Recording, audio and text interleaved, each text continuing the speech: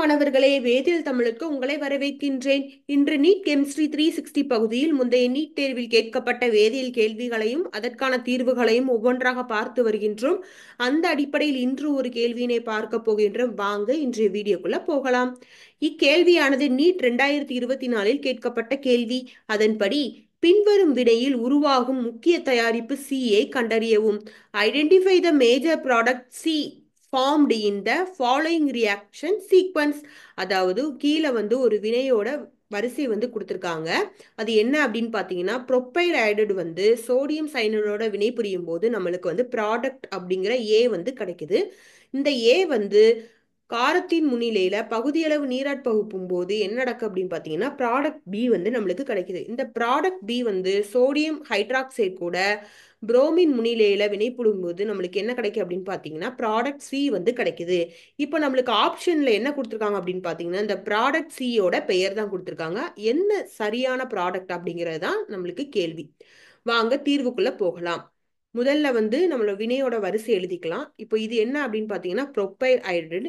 இந்த profile ஐடைடு sodium cyanide கூட வினை புரியுது. இந்த சோடியம் சைனைடு அப்படிங்கிறது ஒரு உப்பு. இது எவ்வாறு பிரியுது அப்படின்னு பார்த்தீங்கன்னா, சோடியம் பிளஸ்ஸாவும் சிஎன் மைனஸாவும் பிரியுது. இந்த சிஎன் மைனஸ் அப்படிங்கிறது ஒரு கருக்கவர் காரணி. இப்போ இந்த சிஎன் மைனஸ் இந்த கார்பனை போய் தாக்குது. தாக்கும் போது என்ன ஆகுது அப்படின்னு பார்த்தீங்கன்னா, இந்த ஐ மைனஸை வெளியே போகுது. இந்த வெளியேறின ஐ மைனஸும் என்ஏ பிளஸும் சேர்ந்து சோடியம் அயோடைடை வெளியேறுது.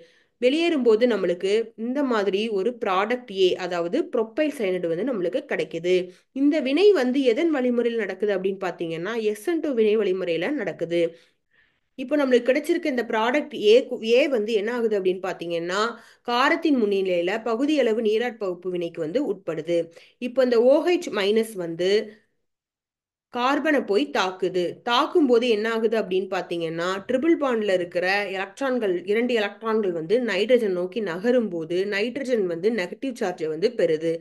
இப்போ இந்த நைட்ரஜன்ல உள்ள நெகட்டிவ் சார்ஜ் நீர் மூலக்கூறுல இருக்கிற ஒரு ஹைட்ரஜனை போய் எடுத்துக்குது. எடுக்கும்போது ஹைட்ரஜனுக்கும் ஆக்சிஜனுக்கும் இடையில இருக்கிற பிணைப்பு உடைஞ்சு இந்த எலக்ட்ரான்கள் ஆக்சிஜனை நோக்கி நகருது. நகரும் போது நம்மளுக்கு என்ன வெளியேறுது அப்படின்னு பார்த்தீங்கன்னா, OH மைனஸ் வெளியேறுது. வெளியேறும் போது நம்மளுக்கு இந்த மாதிரி ஒரு ப்ராடக்ட் கிடைக்குது. நம்மளுக்கு வெளியேறின இந்த OH மைனஸ் இதுல இருக்கிற ஹைட்ரஜனை எடுத்துக்குது. எடுக்கும் போது இது நீர் மூலக்கூறா வெளியே போயிருது. இந்த ஹைட்ரஜனுக்கும் ஆக்சிஜனுக்கும் இடையில பிணைப்பு உடைஞ்சு இந்த இது ஆக்சிஜன் நோக்கி எலக்ட்ரான்கள் நகரும் போது O மைனஸா மாறுது.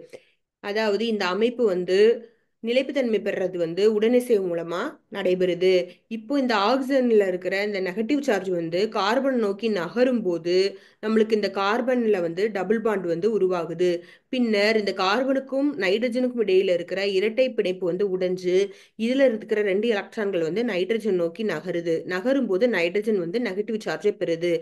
இப்போ இந்த நெகட்டிவ் சார்ஜ் வெளியேறிய அந்த நீர் மூலக்கூறுல இருக்கிற ஹைட்ரஜன் எடுத்துக்கிடுது. எடுக்கும்போது OH மைனஸ் வெளியே போகுது. இவ்வாறு நம்மளுக்கு என்ன ப்ராடக்ட் கிடைக்குது அப்படின்னு பார்த்தீங்கன்னா, பியூட்டனமைடு அப்படிங்கிற ஒரு ப்ராடக்ட் கிடைக்குது. இதுதான் ப்ராடக்ட் பி. ப்ராடக்ட் பி அதாவது பியூட்டனமைடு சோடியம் ஹைட்ராக்சைடு கூட வினைபுரியுது. இந்த சோடியம் ஹைட்ராக்சைடுங்கிறது ஒரு காரம். இது எவ்வாறு பிரியுது அப்படின்னு பார்த்தீங்கன்னா, சோடியம் பிளஸ்ஸாவும் OH மைனஸாவும் பிரியுது. இந்த OH மைனஸ் இந்த NH2ல இருக்கிற ஒரு ஹைட்ரஜனை எடுத்துக்கிட்டு H2ஆ வெளியே போயிருது. இப்போ என்ன ஆகுது அப்படின்னு பார்த்தீங்கன்னா, நைட்ரஜனுக்கும் ஹைட்ரஜனுக்கும் இடையில பிணைப்பு உடைஞ்சு இந்த பிணைப்பில் உள்ள எலக்ட்ரான்கள் நைட்ரஜன் நோக்கி நகரும் போது நைட்ரஜன் நெகட்டிவ் சார்ஜை பெறுது. இந்த படிநிலை ஒரு மீள் படிநிலை.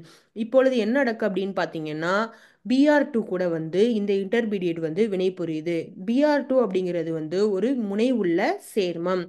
இப்போ இது எவ்வாறு எழுதலாம் அப்படின்னு பார்த்தீங்கன்னா, டெல்டா பாசிட்டிவாகவும் டெல்டா நெகட்டிவாகவும் எழுதுறோம். இது ஸ்லைட்லி எலக்ட்ரான் பாசிட்டிவ், இது ஸ்லைட்லி எலக்ட்ரான் நெகட்டிவ். ஹைட்ரஜன்ல இருக்கிற நெகட்டிவ் சார்ஜ் பிஆரை போய் தாக்குது. தாக்கும் போது இந்த பிஆர் மைனஸா இது வெளியே போகுது. வெளியே போகும்போது நம்மளுக்கு இந்த மாதிரியான ஒரு இன்டர்மீடியட் நம்மளுக்கு கிடைக்குது. இந்த படிநிலையும் ஒரு மீள் படிநிலை. இப்போ இந்த OH மைனஸ் இந்த NHல இருக்கிற ஹைட்ரஜனை எடுத்துக்குது.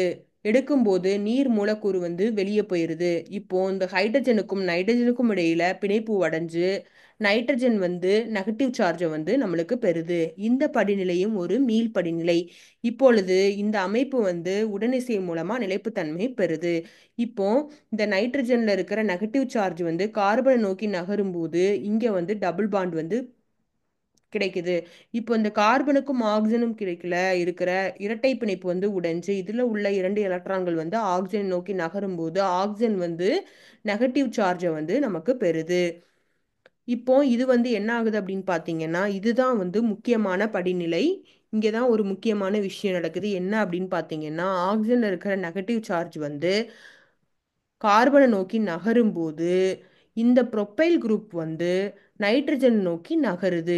இந்த நகரும் வேளையில நைட்ரஜனுக்கும் புரோமினுக்கும் இடையில பிணைப்பு உடைஞ்சு இந்த புரோமின் Br மைனஸா வந்து வெளியே போகுது. வெளியே போகும்போது நம்மளுக்கு வந்து என்ன கிடைக்கும் அப்படின்னு பார்த்தீங்கன்னா ப்ரொப்பைல் ஐசோசைனைடு வந்து நம்மளுக்கு கிடைக்குது. இது வந்து ஒரு மீள் படிநிலை. இப்போது இந்த கிடைச்ச ப்ரொப்பைல் ஐசோசைனைடு வந்து உடனடியாக வந்து நீர் மூலக்கூறு கூட வினைபுரியும் போது நம்மளுக்கு வந்து உடனடியாக வந்து நம்மளுக்கு ப்ரொப்பைல் கார்பமிக் அமிலம் வந்து நம்மளுக்கு கிடைக்குது. இப்போ என்ன ஆகுது அப்படின்னு பார்த்தீங்கன்னா உடனடியாக CO2 வந்து வெளியே போய் நம்மளுக்கு என்ன நடக்கு அப்படின்னு பார்த்தீங்கன்னா நம்மளுக்கு வந்து ப்ரொப்பைல் அமீன் வந்து கிடைக்குது.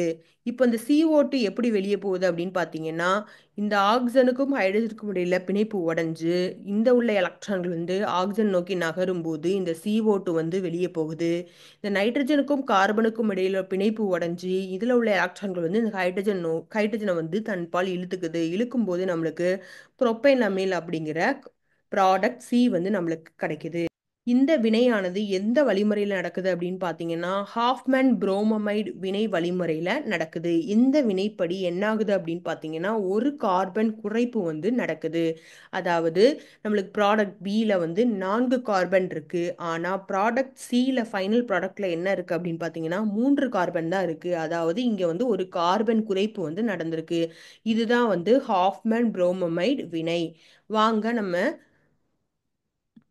கேள்விக்குள்ள போகலாம். நம்மளுக்கு கொடுத்துருக்க கேள்வி வரிசைப்படுத்தல் என்ன அப்படின்னு பார்த்தீங்கன்னா ப்ரொப்பைல் ஐடைடு வந்து சோடியம் சைனடோட வினைபுரியும் போது நம்மளுக்கு ப்ரொப்பைல் சைனைடு அப்படிங்கிற ப்ராடக்ட் ஏ வந்து நம்மளுக்கு கிடைக்குது. இந்த ப்ராடக்ட் ஏ வந்து காரத்தோட முன்னிலையில் பகுதியளவு நீரால் பகுப்பு வினைக்கு உட்படுத்தும் போது நம்மளுக்கு என்ன கிடைக்கும் அப்படின்னு பார்த்தீங்கன்னா ப்ராடக்ட் பி அதாவது பியூட்டனமைட் கிடைக்குது. இந்த பியூட்டனமைடு வந்து ஹாஃப்மேன் புரோமமைடு வினை அதாவது சோடியம் ஹைட்ராக்சைடு கூடயும் Br கூடயும் வினைபுரியும் போது நம்மளுக்கு ப்ராடக்ட் சி ஆன ப்ரொப்பைல் அமீன் வந்து நம்மளுக்கு கிடைக்குது. வாங்க கேள்விக்குள்ள போகலாம். நம்மளுக்கு கேள்வி என்ன அப்படின்னு பார்த்தீங்கன்னா பின்வரும் வினையில் உருவாகும் முக்கிய தயாரிப்பு சியை கண்டறியும். இந்த வினைப்படி நம்மளுக்கு சரியான பதில் என்ன அப்படின்னு பார்த்தீங்கன்னா ஆப்ஷன் 1 தான். அதாவது ப்ரொப்பைல் அமீன் தான் சரியான பதில். மாணவர்களே உங்களுக்கு இந்த வீடியோ வந்து உபயோகமாக இருக்குன்னு சொல்லி நான் நம்புகிறேன். உங்களுக்கு நம்ம வீடியோ பிடிச்சிருந்ததுன்னா நம்ம வீடியோவை வந்து லைக் பண்ணுங்க, ஷேர் பண்ணுங்க. இந்த கான்செப்ட் குறித்து ஏதாவது சந்தேகம் இருந்தது அப்படின்னா அதை கமெண்ட் செக்ஷனில் பதிவு பண்ணுங்க. இது வரைக்கும் நம்ம சேனலை சப்ஸ்கிரைப் பண்ணாதவங்க நம்ம சேனலை சப்ஸ்கிரைப் பண்ண மறந்துடாதீங்க. நன்றி மாணவர்களே.